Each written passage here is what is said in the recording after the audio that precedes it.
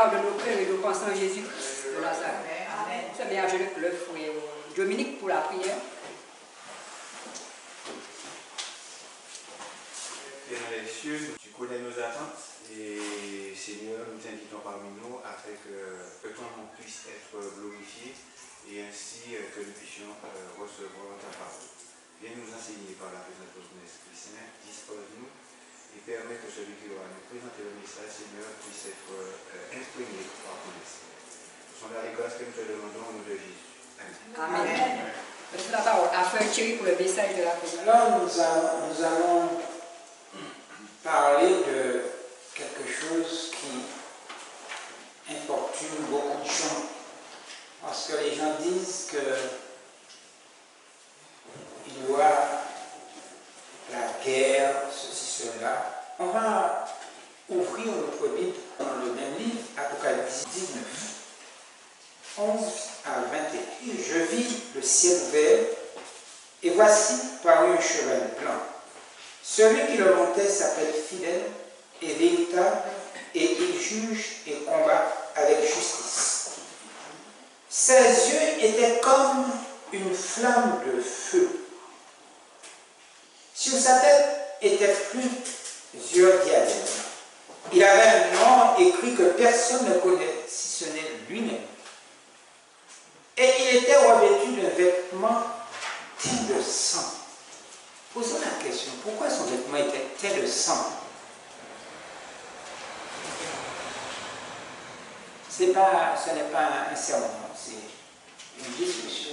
Ce n'est pas un sermon. Pourquoi son vêtement était teint de sang? Il était tout simplement, il sort dans un combat. Son nom est la parole de Dieu. Les armées qui sont dans le ciel le suivaient sur les cheveux blancs, revêtus d'un lin blanc pur. De sa bouche sortait une épée aiguë pour frapper les nations. Il les pétra avec une verge de fer et il foulera la cuve du vin de l'argent, de l'ardente colère de Dieu Tout-Puissant. Il avait sur son vêtement et sur sa cuisse un œil écrit Roi des rois, Seigneur des seigneurs. Et je vis un autre ange qui se tenait dans le soleil. Il cria d'une voix forte, disant à tous les oiseaux qui volaient par le milieu du ciel, venez, rassemblez-vous pour le grand festin de Dieu, afin de manger la chair des rois, la chair des chefs militaires, la chair des puissants, la chair des chevaux, et de ceux qui les montent, la chair de tous les et esclaves, petits et grands. Et je vis la bête et les rois de la terre et les armées rassemblés pour faire la guerre à celui qui était assis sur le cheval et à son armée. Et la bête fut prise, et avec elle le faux prophète qui avait fait devant elle les prodiges par lesquels il avait séduit ceux qui avaient pris la marque de la bête et adoré son image. Ils furent tous les deux jetés vivants dans les temps de feu et de soufre. Alors, nous allons poser cette question. Puis je vis le ciel ouvert, et voici par un cheval blanc, celui qui le montait s'appelait fidèle et véritable, il juge et combat avec justice. Qu'est-ce que vous en pensez de cette phrase? Voyez-vous? Voici par un cheval blanc, celui qui le montait s'appelait fidèle et véritable, et il juge et combat avec justice. Donc ici, ce n'est pas le retour de Jésus. La chrétienté dans son ensemble dit que c'est le retour de Jésus. Ce n'est pas le retour de Jésus. Parce que qu'est-ce qu'on voit là? On voit le mot juge, combat, avec justice. Donc cela signifie qu'il y a guerre.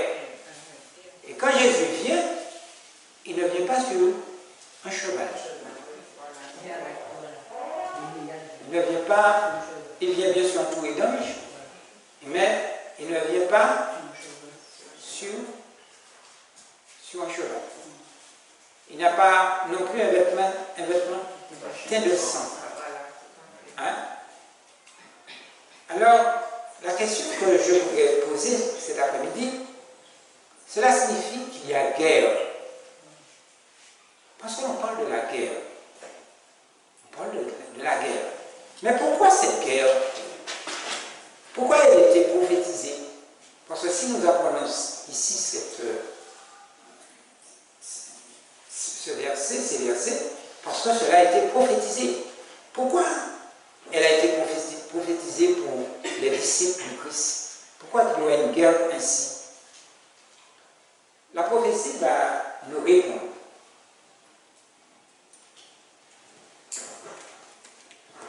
Un témoignage va nous répondre. J'ai oublié de vous demander, mais de quelle guerre s'agit-il? De quelle guerre qu'il s'agit ici? Très bien. La guerre d'Armageddon va bientôt se déchaîner. Celui qui porte son vêtement, ce nom écrit, roi des rois et seigneur des seigneurs, se mettra bientôt à la tête des armées célestes. Est-ce qu'on a compris ça? Avant d'aller plus loin. Oui. Quelle référence, s'il te plaît? C'est le témoignage, volume 3, à la page 11. Merci. Troisième paragraphe. La guerre, je répète la phrase, même si on n'a pas terminé, on peut continuer une autre fois. La guerre d'Armageddon va bientôt se déchaîner. Celui qui porte sur son vêtement son écrit, roi des rois et seigneur des seigneurs, se mettra bientôt à la tête des armées célestes. Voyez-vous, ce n'est pas le retour de Jésus en gloire. Hein?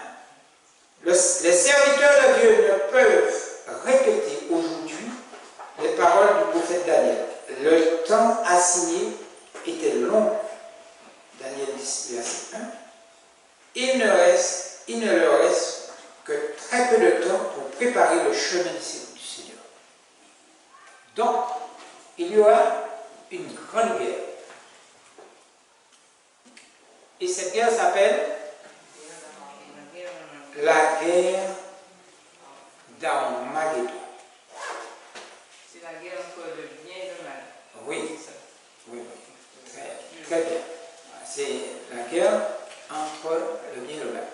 Nous allons prendre notre Bible et nous lisons dans Joël 3, versets 1 à 3. Car voici, en ces jours, en ce temps-là, quand je ramènerai les captifs de Juda et de Jérusalem. Et le verset 3, verset 2, je rassemblerai toutes les nations et je le ferai descendre dans la vallée de Josaphat. Là, j'entrerai en jugement avec elles au sujet de mon peuple d'Israël, mon héritage, qu'elles ont dispersé parmi les nations, et au sujet de mon pays, qu'elles se sont partagées. Ils ont tiré mon peuple au sort, ils ont donné le jeune garçon pour une prostituée, ils ont vendu la jeune fille pour du vin, et ils ont bu. Alors, voici la question. Pourquoi cette guerre? Vous avez la Bible de vous? Pourquoi cette guerre? Pourquoi elle a été prophétisée? Vous venez de lire. C'est ça. La Bible d'abord. Ouais, car voici en ce jour, en ce temps-là, quand je ramènerai les captifs de Juda et de Jérusalem. Êtes-vous des captifs? Êtes-vous des captifs? Vous savez, des fois nous disons que nous sommes sortis, nous sommes descendants de l'Afrique, de ceci. C'est vrai. Nous avons été, nous sommes arrivés à bord d'une église. Mais je vous pose la question, êtes-vous des captifs? Il faut connaître notre histoire. La race, il ne faut pas connaître l'histoire seulement, mais la racine de l'histoire. Parce que beaucoup pour certaines personnes, comme nous, diaspora, arrivent seulement en Afrique. Le histoire se dit, là c'est l'Afrique. Mais ils ne connaissent pas la racine. Je reprends ce qui est écrit, verset 2. Je rassemblerai toutes les nations. Ce n'est pas une nation seulement, toutes les nations. Et je le ferai descendre dans la vallée de Josaphat, où qu'il y aura la guerre. Hein? Là, j'entrerai en jugement avec elle au sujet de mon peuple d'Israël, mon héritage. Ce n'est pas les Israéliens, mais Israélites. Qu'est-ce que nous sommes? Nous sommes Israéliens ou Israélites? Je vous les présente. Ce n'est pas de la politique. Hein? Comment? Israélites. Mais oui, il faut connaître. Il faut savoir ce que nous sommes. Je rassemblerai toutes les nations et je le ferai descendre dans la vallée de Josaphat. Là, qui indique le lieu, avec un accent grave, j'entrerai en jugement avec elle, avec quoi? Avec toutes les nations. Hein? Au sujet de mon peuple d'Israël, mon héritage. On devait être l'héritier, puisque nous avons un héritage qui nous attend. Continue encore. Qu'elles ont dispersé parmi les nations. Nous ne sommes pas dispersés. Ici, la Martinique, beaucoup disent ah, c'est mon pays, je suis marocain, c'est votre pays, je suis chrétien. Mais non, ce sont des pays volés. Il faut connaître l'histoire. Vous savez, c'est un pays volé. Hein, à l'époque de colonisation, surtout la Caraïbe, l'Amérique, tout le continent américain, de partout. Il faut savoir, il faut connaître notre histoire. Qu'elles ont dispersé parmi les nations et au sujet de mon pays, quel pays? Mon pays, adjectif possessif, mon pays. Au sujet de mon pays, qu'elles se sont partagées. Quel pays ils ont partagé? Je n'aime pas entendre ce mot-là. C'est pas Jérusalem, c'est une ville. Hein?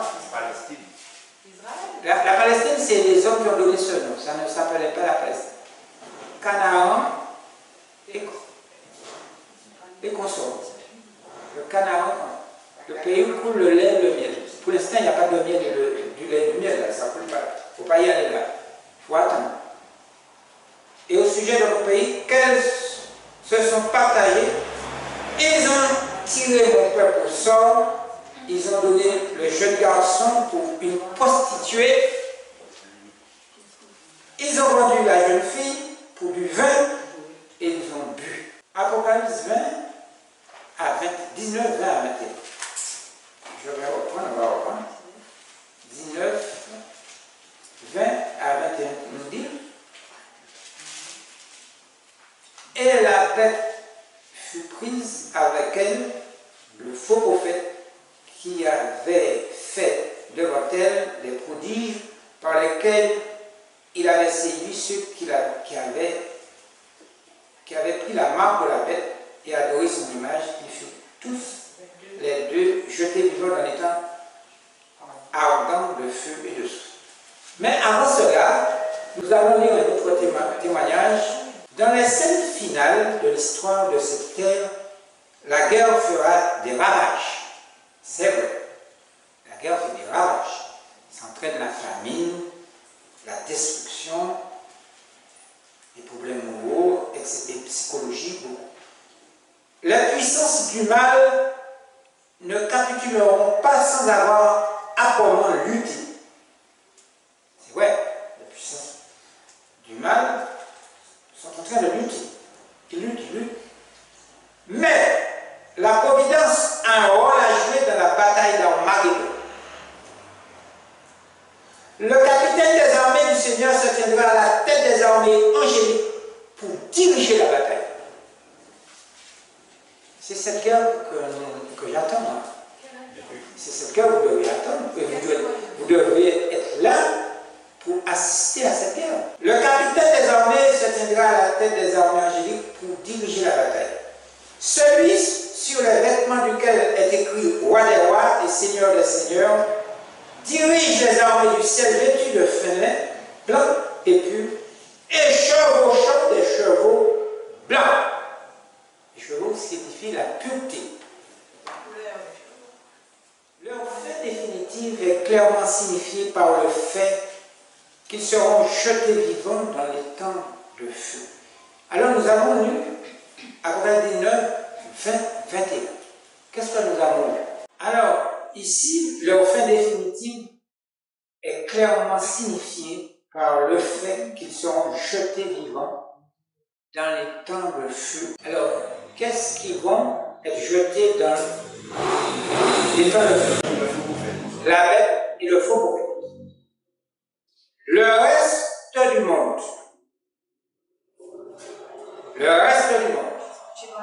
sera tué par l'épée sortant de celui qui, assis sur le cheval, et tous les oiseaux se rassasieront de leur chair. Alors, nous pouvons poser la question, à quel moment il y aura les temps de feu? Parce que tout le monde parle de l'enfer. Mais à quel moment il y aura les temps de feu? Les temps de feu dans lesquels les bêtes et les faux prophètes seront jetés n'existent pas au moment où Christ arrivera sur les nuées du ciel.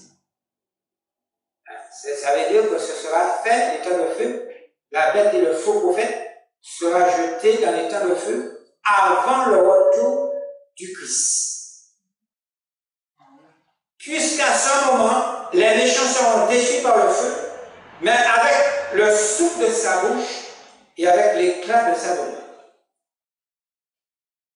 Est-ce qu'on a compris ça? Non. La question était à quel moment il y aura les temps de feu? Non. Oui, après les 1000 ans, il y aura les temps de feu. Mais pas celui-là.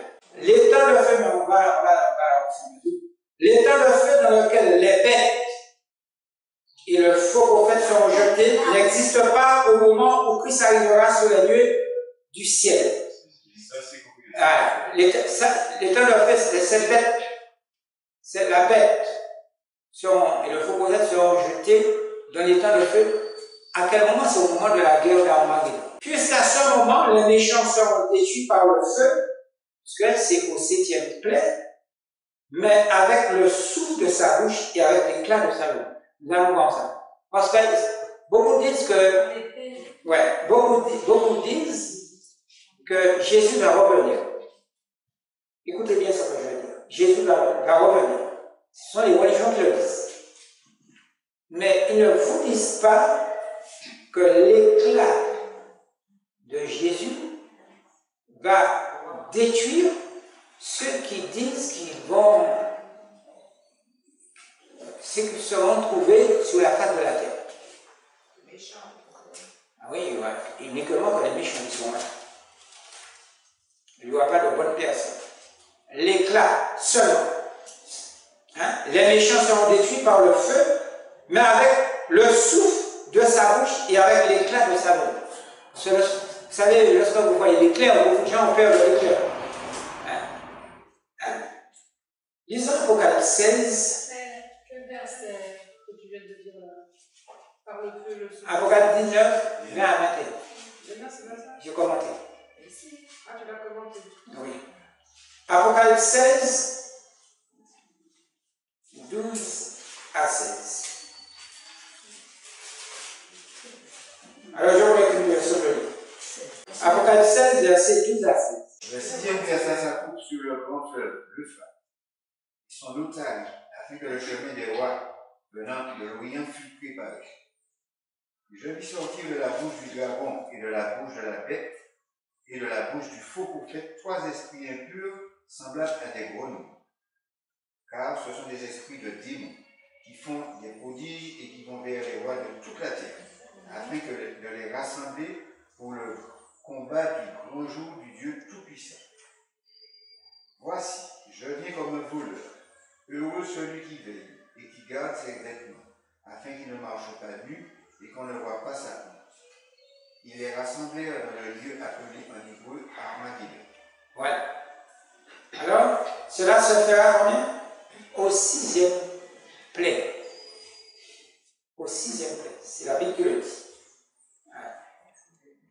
Alors, question, je voulais entendre la question avant d'aller plus loin. C'est une étude, c'est pas.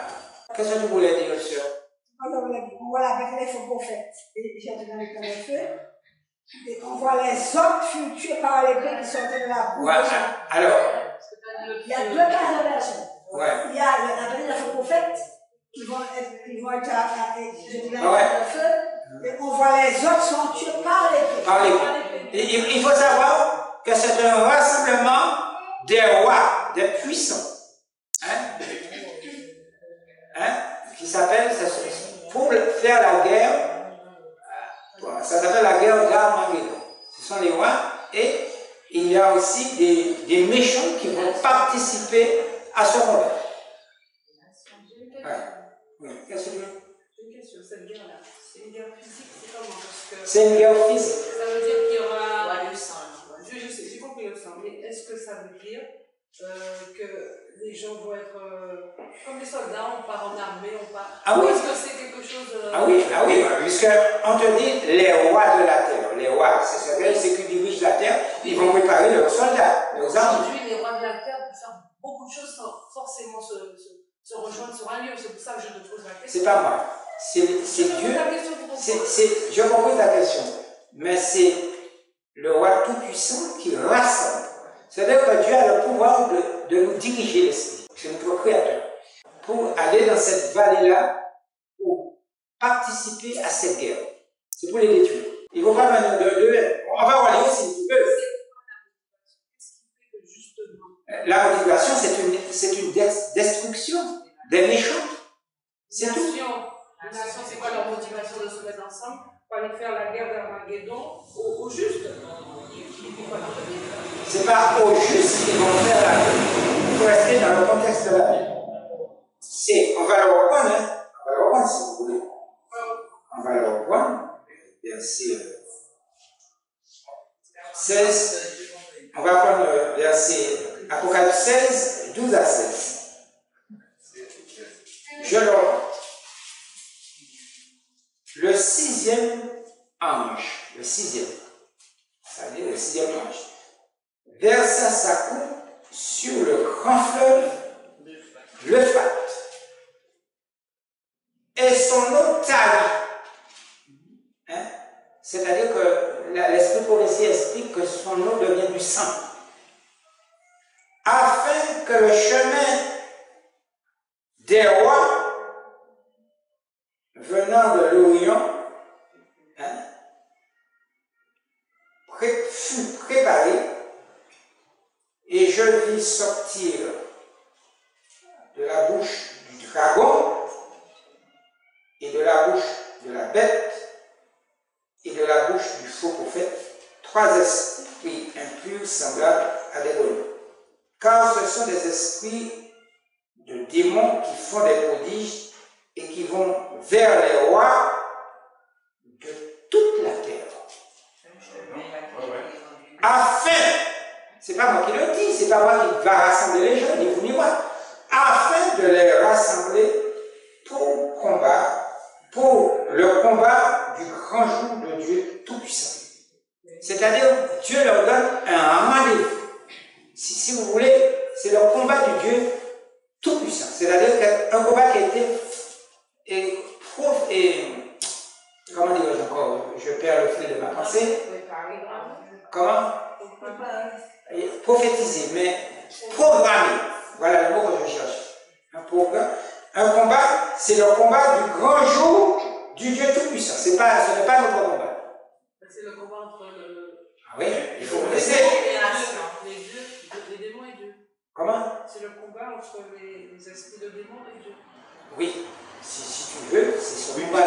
Oui, puisque ce sont les démons qui guident. Mais oui, ce sont des rois qui se sont dans les démons, qui sont comparés des esprits impurs. Donc Dieu leur donne qu'ils ne veulent pas, ils auront un rendez-vous là. Est-ce qu'on a compris ça? Ouais. Au lieu d'aller plus loin. Qu'ils ne veulent pas, ils seront encore poussés à aller là pour faire la guerre d'Armageddon. Car oui, ça va. La bête, le faux prophète, c'est tout ça, c'est tous ces gens-là qui vont Oui. Alors, oui. Je voulais dire quelque chose parce que ces esprits impurs viennent de Satan. C'est une préparation. Il a préparé tous les rois de la terre les siens. Mais dire que c'est Dieu qui force les gens à venir, Dieu ne force pas non plus les gens. Non, Dieu ne force pas, mais c'est prophétisé, c'est programmé. Tout à fait. Voilà. C'est une préparation de Dieu. Ils vont aller. Mais voyez-vous les mots, il faut rester. Le dragon ne sera pas jeté dans les temps de feu. Mais non, on parle pas de ça. Regardez bien. Qu'est-ce qui va être jeté dans les temps de feu? La bête et les faux prophètes. Et le faux prophète. Voilà. Le dragon ne sera pas jeté dans les temps de feu. C'est pas son temps. Ouais, ce n'est pas son temps. C'est qu'est-ce qui sera jeté dans les temps de feu? La bête et le faux prophète. On a compris ça? Oui, hein? Avant d'y aller. Hein? Je ne pourrais pas dire que c'est forcé, mais la Bible dit c'est le grand jour de Dieu. De toute façon, c'est toujours Dieu qui dirige toute la terre. Voilà. Aucun homme n'a aucun pouvoir. Aucun homme. C'est Dieu qui fait tout. Dieu peut transformer. Et puis on peut comprendre ça autrement, c'est que l'heure de la prophétie est arrivée pour s'accomplir. Alors que l'on veut dire que Dieu force ou ne force pas, cela va se faire. Cela va se faire parce que cela a été écrit et prophétisé. Ça va se faire automatiquement. Qu'on le veuille, qu'on machin, qu'on croit que ceci, cela, ça va se faire. Voilà. Le temps que nous vivons est un temps très solennel. Alors nous disons que la bête et le faux prophète seront jetés dans les temps de feu après la 6e plaie et avant la fin du monde. Moi, je ne dis pas ce que je n'ai pas étudié. On va lire un témoignage qui vous dit, un commentaire biblique, à la page 605. Je sais que ce que nous étudions là, c'est très fort lorsqu'on nous a appris que Jésus revient, c'est très fort. La bataille d'Armageddon débutera sous peu. Dans notre monde, il y a seulement 2 groupes. Ceux qui sont fidèles à Dieu et ceux qui se sont rangés sous la bannière du prince des ténèbres. Satan et ses anges descendront avec puissance, accomplissant des signes et de faux prodiges pour tromper ceux qui demeurent sur la terre et, s'il était possible, les élus. La crise est très proche de nous. Les énergies de ceux qui ont une connaissance de la vérité doivent-elles se paralyser? L'influence des puissances perfides est-elle si forte qu'elle surpasse l'influence de la vérité? Écoutez, la bataille d'Armageddon débutera très vite. C'est pas moi, pour ceux qui ont le machiché, celui dont le vêtement porte l'inscription roi des rois et seigneur des seigneurs conduit les armées célestes montées sur des chevaux blancs et vêtus de fringues purs et blancs. Toute forme de mal se lance dans une activité intense. Les mauvais anges unissent leur pouvoir à celui des hommes impies, et comme ils ont été en conflit constant et qu'ils ont de l'expérience dans les arts les meilleurs de la tromperie et du combat, et qu'ils se sont perfectionnés durant des siècles, ils ne se rendront pas sans une lutte acharnée lors du dernier conflit. Tout le monde sera d'un côté ou de l'autre. La bataille d'Armageddon fera rage et ce jour-là ne doit trouver aucun de nous endormi. Nous devons être bien réveillés et comme les vierges sages ayant des réserves d'huile avec nos lampes. Nous sommes trop, nous sommes trop enfoncés dans les religions. Nous ne lisons pas assez, nous n'étudions pas assez. Le pouvoir du Saint-Esprit doit être sur nous.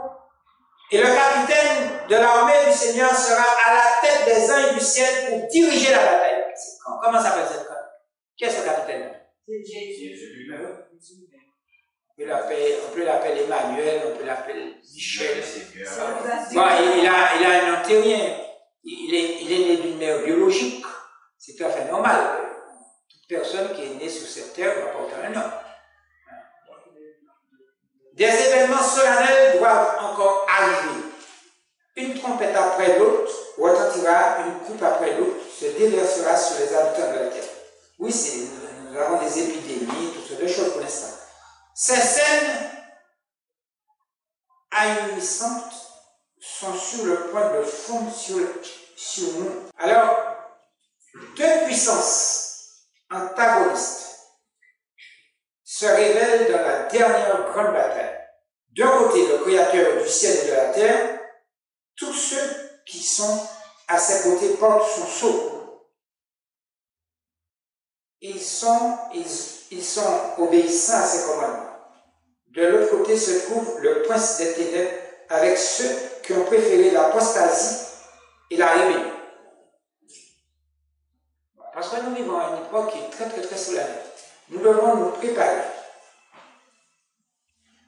Satan réunit ses forces pour la dernière bataille.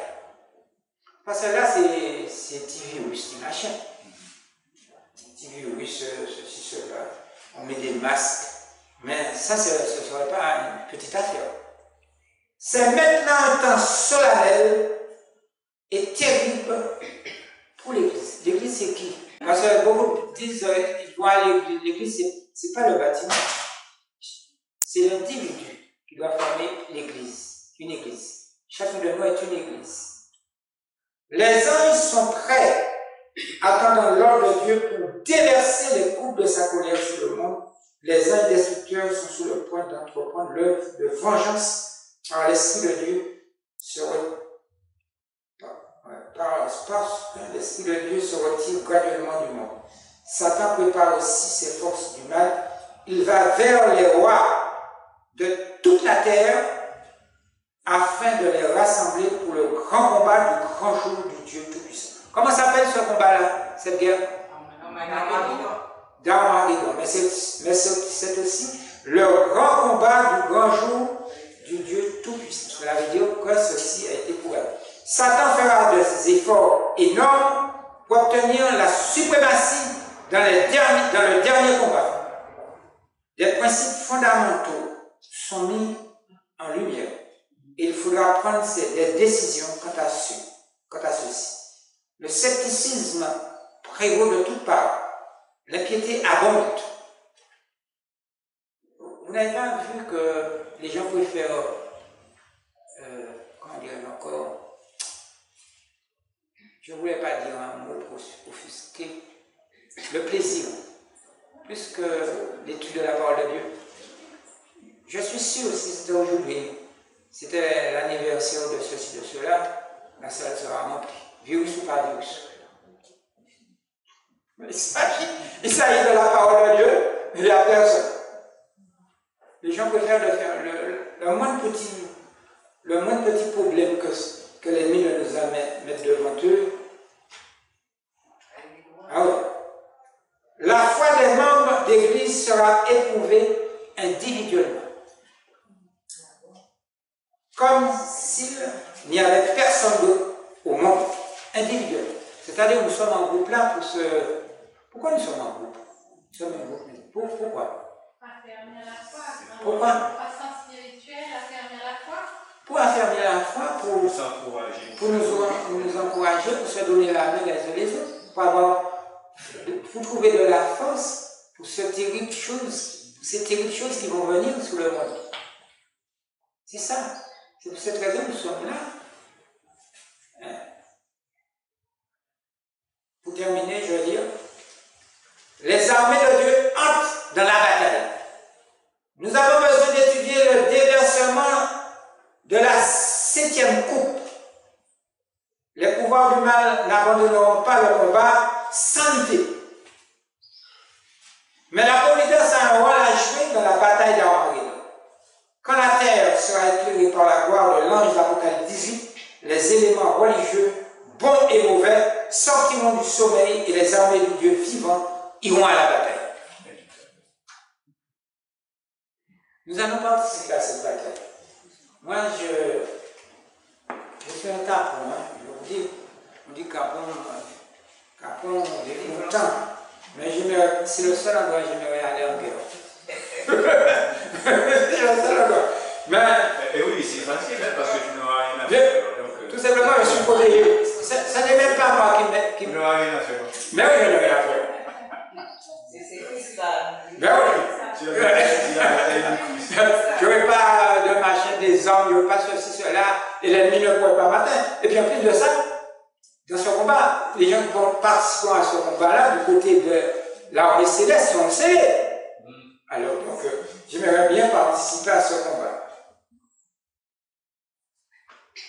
Que signifie la destruction du reste? Oui, on a parlé de, tout à l'heure, nous avons parlé du monde, le reste du monde. Ouais, parce qu'il y a pourquoi? Il y aura 7 plaies qui vont tomber. On ne va pas le lire parce qu'il faut qu'on termine. Et il dit le reste du monde. Tout simplement, ceux qui n'ont pas été détruits pendant les plaies. Est-ce qu'on a compris ça? Il y aura 7 plaies qui vont tomber. Ça, c'est pas une plaie. Le virus, les petits machins qu'on a, cyclones, c'est pas ça. Ce sont des signes avant-coureurs. Mais les 7 plaies, on peut lire un petit passage quand même. Retournons dans l'Apocalypse 16. On va lire 2 ou 3, pas beaucoup. Hein. Apocalypse 16 à partir du verset 1er. Involontaire. Et j'entendis une voix forte qui venait du temple et qui disait aux 7 anges: allez et versez sur la terre les 7 coups de la colère de Dieu. Le premier alla et il versa sa coupe sur la terre. Et un ulcère malin et douloureux frappa les hommes qui avaient la marque de la bête et qui adoraient son image. Ouais. Et il frappe qui? Voilà la question. Il frappe qui, frères et sœurs? Les hommes qui avaient la marque de la bête. Alors continue, Dominique. Le second versa sa coupe dans la mer. Elle devint du sang, comme celui de mort, et tout être vivant mourut, tous ceux qui étaient dans la mer. Alors, tout est vivant. Ceux qui mangent beaucoup, qui aiment le poisson là, c'est pas comment ils vont faire. Ah, mais ils n'ont même pas être de. Le second versa sa coupe dans la mer, et elle devint du sang, comme celui de mort, et tout être vivant mourut, tous ceux qui étaient dans la mer. Ouais. Tout être vivant qui était dans la mer mourut, c'est ça comme ça? Ouais. C'est ça? Ça fait penser à la plaie d'Égypte. Oui. Voilà. Continue encore. Le troisième versa sa coupe dans les fleuves et dans les sources d'eau, et il devint du sang. Et j'entendis l'ange des eaux qui disait: tu es juste, toi qui es, et qui étais, tu es saint parce que tu as exercé ce jugement. Alors, continue verset 6. Car ils ont versé le sang des saints et des prophètes, et tu leur as donné du sang à boire. Ils en sont dignes. Voilà. Alors donc, on va arrêter là, on va pas continuer à lire ça chez vous, hein, parce que c'est pour, on va sortir dans le cadre de ce que nous étudions. Alors, nous avons posé la question, que signifie la destruction du reste? Ceux qui demeurent après que le faux prophète et la bête seront tués. Hein, c'est ça qu'on appelle le reste du monde. Hein? Ceux qui sont restés vivants après la mort du faux prophète et la bête. Hein? À quel moment seront détruits les méchants après le... Hein? À quel moment seront détruits les méchants? On va le lire. Apocalypse 20, verset. Oui? Quoi? Tu as peur? Oui, non, c'était une question. Quand tu dis que ceux qui restent seront préservés, ils seront préservés. Est-ce que c'est là en ligne de compte les 7 canaux? Non, c'est pas là, c'est autre chose encore. C'est pas la même chose. C'est autre chose. C'est quand tu parles de. C'est-à-dire que après les 7 plaies, vous savez, si vous avez un nid de fourmis chez vous, même si vous détruisez coutumier, ou bien avec je ne sais pas quoi, il y aura toujours un reste. Vous savez, même si vous êtes en guerre, il y aura toujours un reste qui va être sauvé. Alors donc ce reste-là, ce reste du monde, il y aura les 7 plaies, hein, il y aura ceux qui seront vivants, mais ils seront détruits quand même. Hein, ils seront détruits avant que Jésus arrive. Hein, avant le millénium. C'est terminé. Alors, on va lire Apocalypse 20, verset 9. Un volontaire. Et ils montèrent sur la surface de la terre et ils investirent. Verset 9. Et ils montèrent sur la surface de la terre et ils investirent le camp des saints et la ville bien-aimée. Mais un feu descendit du ciel et les dévora. Voilà. Ça, c'est après les 1000 ans. D'accord. Ça, c'est après les 1000 ans. C'est pas pendant les 1000 ans. Hein? C'est après le millénium. Là, il s'agit des méchants. Ouais. Ouais. Et le diable, ça, Alors, ça tente-elle, c'est ça. nous allons nous poser la question, que représente les temps de feu? Que représente les temps de feu? C'est la destruction des esprits, en même temps c'est la purification de la terre. Alors, pour ceux qui veulent prendre note, les temps de feu représentent un type de la destruction finale des méchants qui seront encore là après le millénium. C'est ce qu'on appelle la seconde mort. On va le lire Apocalypse 20, Apocalypse 20, 14 à 15. Alors, un volontaire. Apocalypse 20, 14 à 15. La mort et le séjour des morts furent jetés dans les temps de feu. Les temps de feu, c'est la seconde mort. Tous ceux qui ne furent pas trouvés inscrits dans le livre de vie furent jetés dans les temps de feu. Voilà. Et qu'est-ce que nous pensons de lorsqu'une personne est décédée maintenant? Lorsqu'une personne est décédée, nous avons perdu un frère ou une soeur. Est-ce que cette personne est véritablement morte? Non. Le sommeil.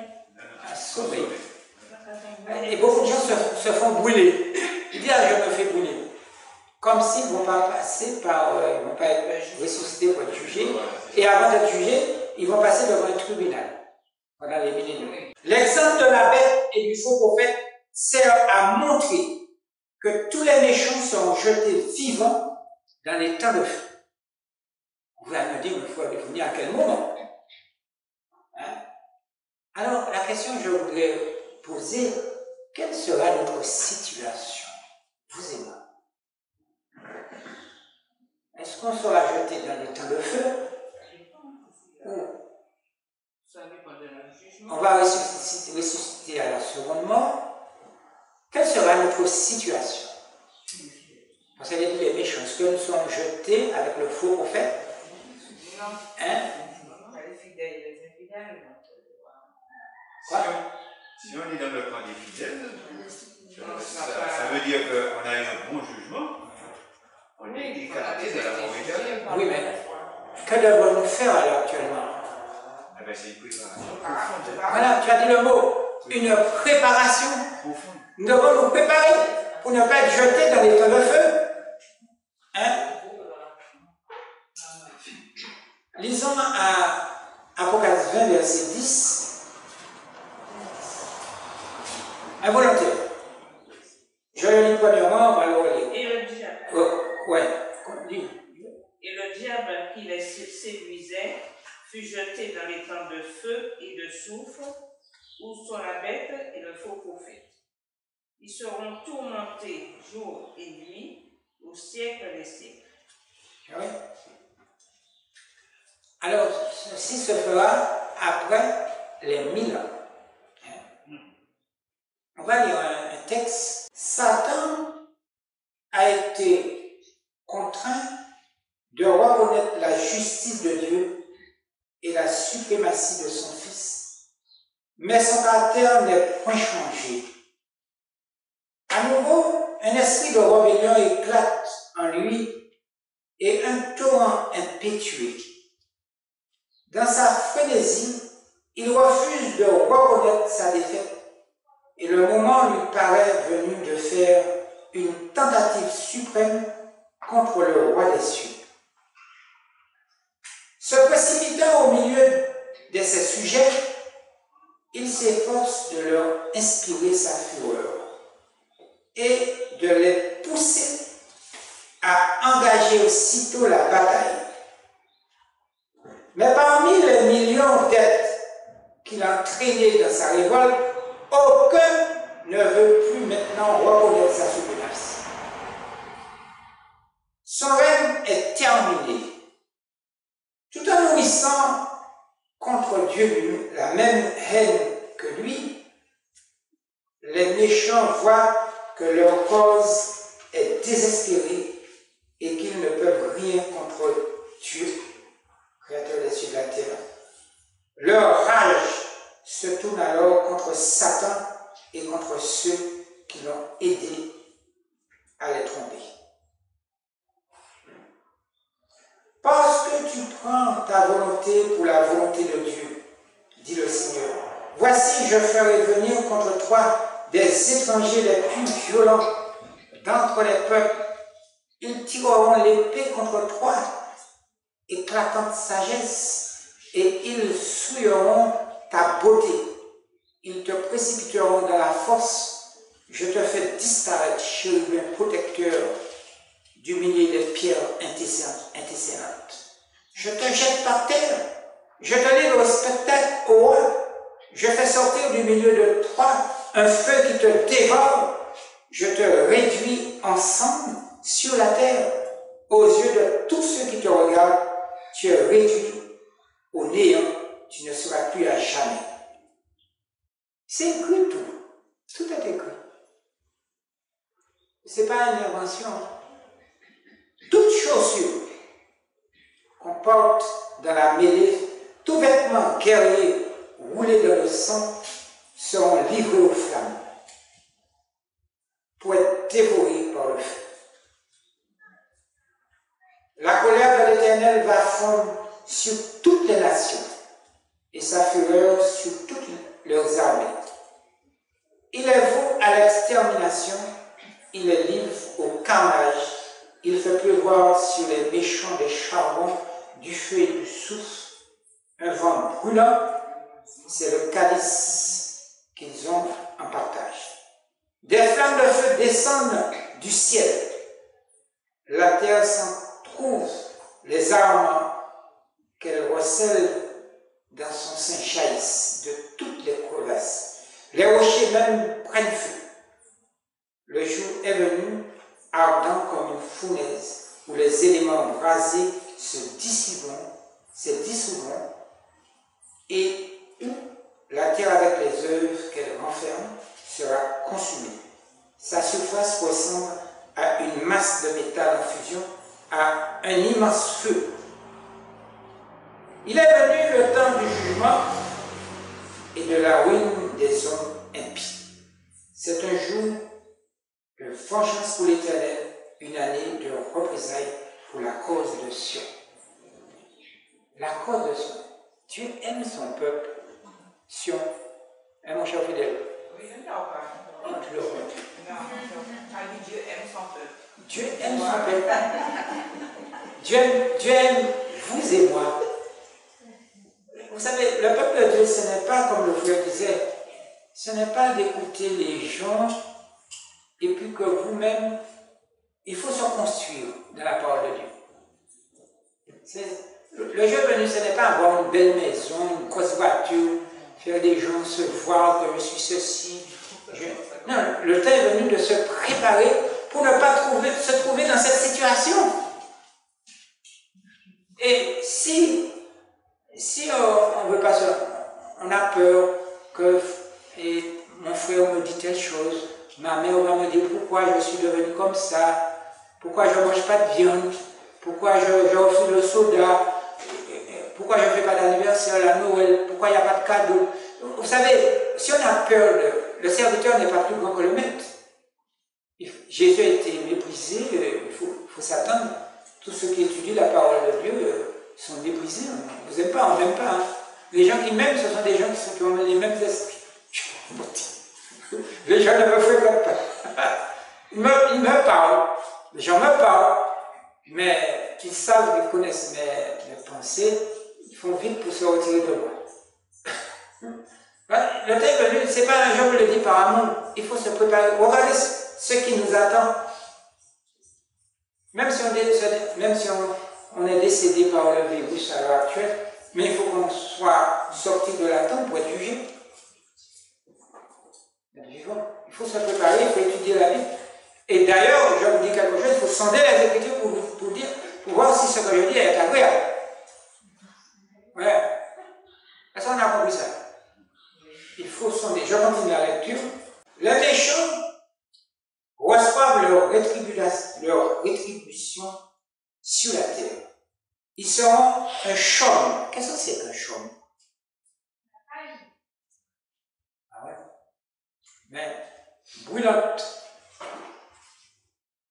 Et ce jour qui vient les enflammera, dit l'Éternel des armées.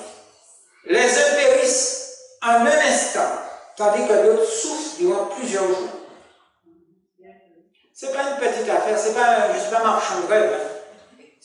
Ni d'illusion. Mais c'est ce qui va se passer, ce qui est écrit. C'est pour cette raison que nous faisons cette petite étude-là, afin que chacun de nous prenne individuellement sa responsabilité spirituelle. Chacun reçoit selon ses œuvres. Les péchés des justes ont été transférés sur Satan. Celui-ci est appelé à souffrir non seulement pour sa propre rébellion, mais aussi pour tous les péchés qu'il a fait commettre au peuple de Dieu. Je ne sais pas, mon épouse m'avait montré un passage, j'ai perdu, je ne sais pas si elle a, que le nombre de temps que la terre va rester en feu. Il y a un type avec Noé, le début de Noé, la sécheresse. Je ne sais pas, tu as vu ce passage-là? Elle m'avait montré que le feu reste environ 300 combien de jours.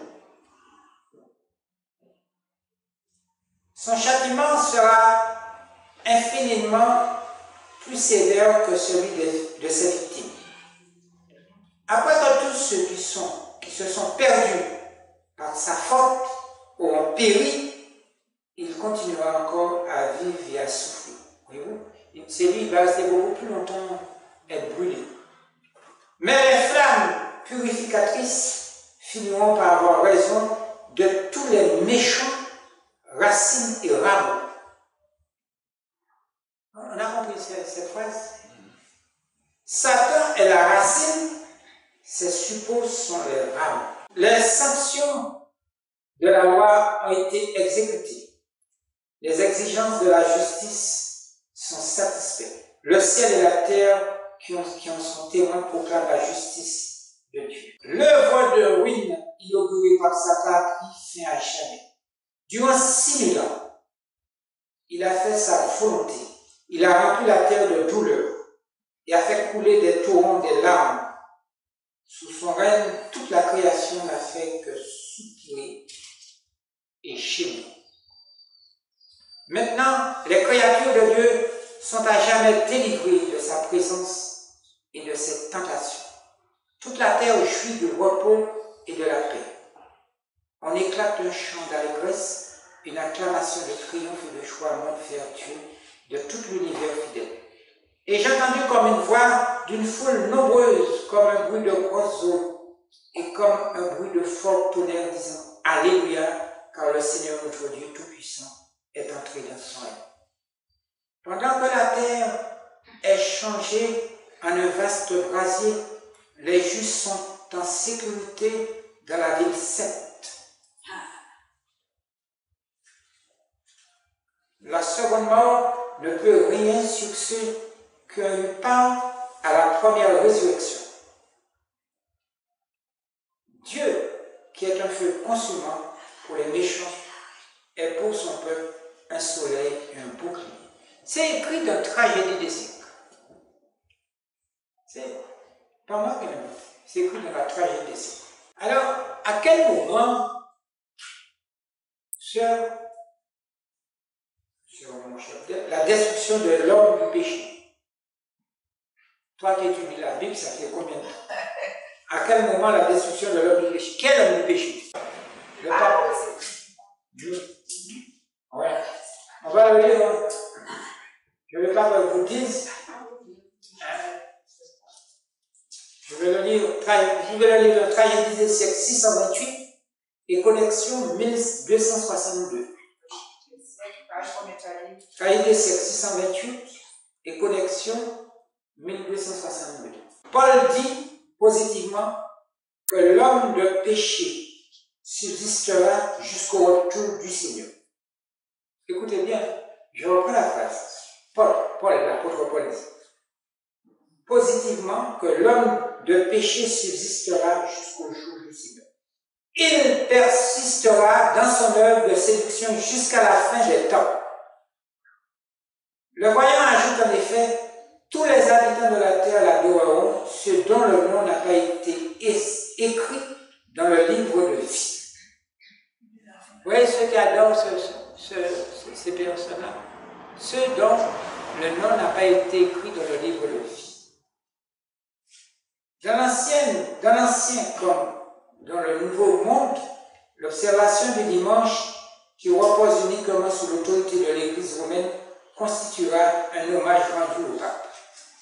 Quelle que soit la religion que vous êtes, à partir du moment où vous allez le dimanche, vous rendez hommage au pape. Voilà. Et hier ou avant-hier, j'étudiais quelque chose dont j'ai vu que toute la chrétienté parle comme la bête. La chrétienté dans son accord. Le protestantisme parle comme la bête. Alors, je ne vais pas aller loin, il faut qu'on termine. La papauté demeurera jusqu'à le second venu de Christ, période au cours de laquelle les méchants seront détruits par l'éclat de sa venue. Par conséquent, la papauté, le faux prophète et la bête sont trois choses bien distinctes. La bête, 666, et le faux prophète qui seront jetés vivants dans les temps de feu sont ceux qui vont promouvoir l'image de la bête. C'est-à-dire qu'on attend que cet homme-là, que la loi du dimanche. Alors, pourquoi la destruction de la terre par le feu? Ce sera la dernière question. Pourquoi? Parce que le feu purifie. Mais on va, un témoignage va nous dire à la page 15. Alors qu'est-ce que vous dites? Pourquoi la destruction de la terre par le feu? Pourquoi c'est bien? Comme tu disais, pour purifier la terre, pour renouveler. Ouais, il faut renouveler, il faut reconstituer. Il n'y aura pas la disparition de la terre. Il faut que nous fassions attention. Mais il y aura la purification de la terre. Parce que pendant les 1000 ans, la terre ne sera plus en orbite. Hein? Elle sera, on dit, un témoignage, elle sera comme un homme ivre. Donc, ceux qui seront sur cette terre pendant les 1000 ans, ce sont l'ennemi de nos âmes, avec ces sujets qui sont morts. Et au fur et à mesure, ces sujets vont ressusciter pour passer devant le tribunal céleste. Parce que les saints seront au ciel. Alors, pendant les 1000 ans, je ne vais pas me dire, comme je ne vais pas accuser les témoins de Jéhovah, j'ai beaucoup de respect, si je suis de la famille aussi. Nous sommes dépendants les uns les autres, ce n'est pas une chose de critique, mais ils n'ont rien compris. Ils disent qu'ils n'ont rien à faire au ciel. Parce que la terre sera comme un homme ivre, la terre ne sera pas dans son orbite habituelle, et il y aura des cataclysmes, toutes sortes de choses. On ne peut pas se trouver là. C'est pour cette raison la Bible dit que l'ennemi de nos âmes, Satan, sera enchaîné. Enchaîné. Plus personne pour parler. Alors, nous avons posé la question, pourquoi la destruction de la terre par le feu? Le témoignage nous dit, le péché de l'homme a mené un résultat certain, la décadence, la difformité et la mort. Aujourd'hui, le monde entier est souillé, corrompu, atteint par une maladie mortelle. La terre gémit sous la transgression continuelle de ses habitants. Il y a beaucoup de sang qui sont versés sur cette terre. Je reprends la phrase, la terre gémit sous la transgression continuelle de ses habitants. La malédiction du Seigneur est sur la terre, sur l'homme, sur les animaux, sur les poissons de la mer, et comme la transgression se fait presque universelle, il lui sera permis de devenir aussi ample et aussi profonde que la transgression. Il ne faudrait pas dire que j'ai inventé. Une personne, sœur, Viens lire ça pour moi. Viens lire. Juste un petit. Parce que je ne veux pas qu'on dise que. On avait posé la question, pourquoi la destruction de la terre? Alors tu te mets là et tu lis comme il faut. Là. Le péché de l'homme a amené un résultat certain de décadence, la difformité et la mort. Aujourd'hui, le monde entier est souillé, corrompu, atteint par une maladie mortelle. La terre gémit sous la transgression continuelle de ses habitants. La malédiction du Seigneur est sur la terre, sur l'homme, sur les animaux, sur les poissons de la mer, et comme la transgression se fait presque universelle, il lui sera permis de devenir aussi ample et aussi profonde que la transgression. Voilà. Alors donc, lorsque vous mangez les animaux, il faut savoir que vous introduisez la maladie. Même si vous dites, oh, mais sentez-moi sur ton, on va manger. Hein? Il est dit que la malédiction du Seigneur est sur la terre, sur l'homme, sur les animaux, sur les poissons de la mer. La Sœur n'a pas souligné ce mot-là. Sur les poissons de la mer. Et comme la transgression se fait presque à l'époque, maintenant c'est déjà universel, hein? Il lui sera permis de devenir aussi ample et aussi profond que la transgression. Pour terminer, puisque je respecte l'heure, hein, on va lire encore un autre passage. C'est pour nous rafraîchir la mémoire. Hein. À la page 252, le monde entier devra prendre parti d'un côté ou de l'autre. La bataille d'Armageddon sera livrée et ce jour ne doit trouver endormi aucun d'entre nous. Nous devons être pleinement éveillés comme des vierges sages qui ont leur provision d'huile. Que signifie l'huile? L'esprit. Hein? Le Saint-Esprit. Ah oui, le Saint-Esprit. Leur provision d'huile avec leur lampe. Et la lampe, c'est quoi? La lampe, c'est quoi? La parole de Dieu. Le pouvoir du Saint-Esprit doit reposer sur nous et le capitaine de l'armée du Seigneur se tiendra à la tête des anges des cieux pour livrer la bataille.